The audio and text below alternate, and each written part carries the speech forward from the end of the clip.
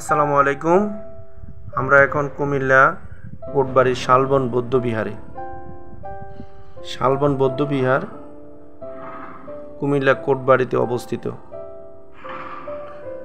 আপনারা যে দেখতে পাচ্ছেন, এই শালবন বৌদ্ধবিহার বাংলাদেশের প্রাচীন সভ্যতার নিদর্শনগুলোর মধ্যে অন্যতম। কুমিল্লা জেলার লালমাই ও ময়নামতির মধ্যবর্তী স্থলে কোটবাড়িতে অবস্থিত এই প্রাচীনতম নিদর্শন শালবন বৌদ্ধবিহার। ধারণা করা হয় খ্রিস্টীয় 7ম শতাব্দীর শেষ দিকে এবং 8ম শতাব্দীর প্রথম ভাগে দেব বংশের 4র্থ রাজা শিববদের এই বৌদ্ধবিহারটি নির্মাণ করেন। শালবন বিহারের 6টি নির্মাণ ও পুনর্নির্মাণ পর্বের কথা জানা যায়। খ্রিস্টীয় 8ম শতাব্দীর মধ্যে 3য় পর্যায়ে কেন্দ্রীয় মন্দিরটি নির্মাণ করা হয়।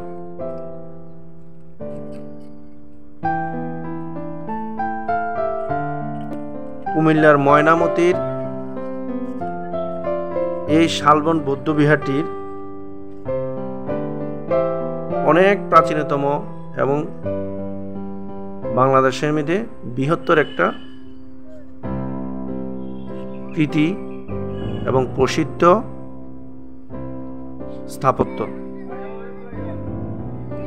এই বিহারটিতে সর্বমোট 115টি কক্ষ রয়েছে এবং এই কক্ষগুলো প্রায় 8.5 ফুট চওড়া এবং প্রতিটি কক্ষরে বারান্দা রয়েছে।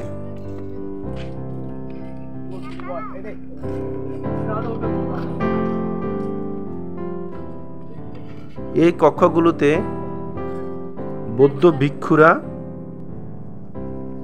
তাদের সন্ন্যাসী জীবন অতিবাহিত করেছেন এবং সেখানে বৌদ্ধ ভিক্ষুরা থাকতেন। এই কক্ষগুলোতে বৌদ্ধ ভিক্ষুরা বিদ্যা শিক্ষা ও ধর্মচর্চা করতেন।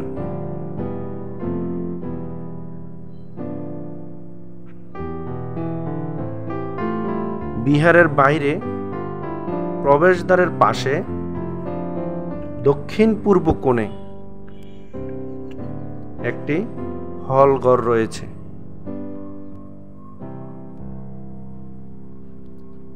চারদিকের দেওয়াল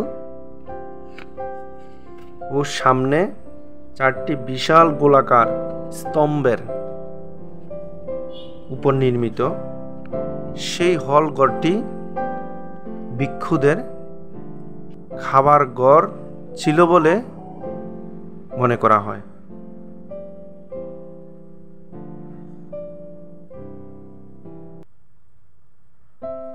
এই হলঘরের চারদিকে ইটের চওড়া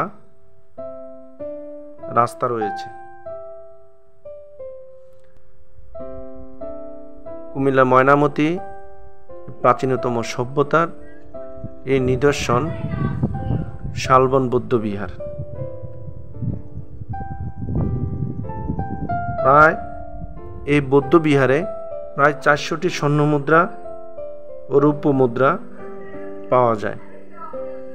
অসংখ্য পোড়ামাটির ফলক বা টেরাকোটা, সিলমোহর, ব্রোঞ্জ ও মাটির মূর্তি পাওয়া গেছে। এগুলো বাংলাদেশের প্রাচীন প্রত্নতান্ত্রিক ঐতিহ্যের স্বাক্ষর বহন করে।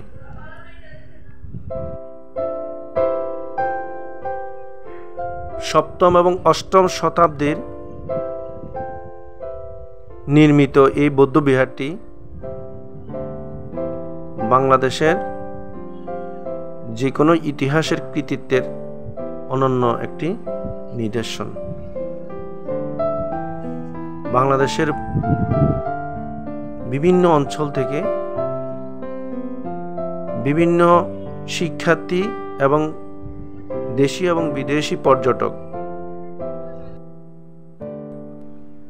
ভ্রমণ করতে আসে এবং বছরের প্রায় পুরো সময় এখানে পর্যটকরা আসে এবং দেশীয় লোকেরা এই শালবন বৌদ্ধবিহার কোটবাড়িতে এসে বিরাজমান এবং এই শালবন বৌদ্ধবিহারের মাধ্যমে বাংলাদেশের কুমিল্লা জেলাকে দেশীয় এবং আন্তর্জাতিকভাবে আরও বড় আকারে পরিচিতি লাভ করেছে।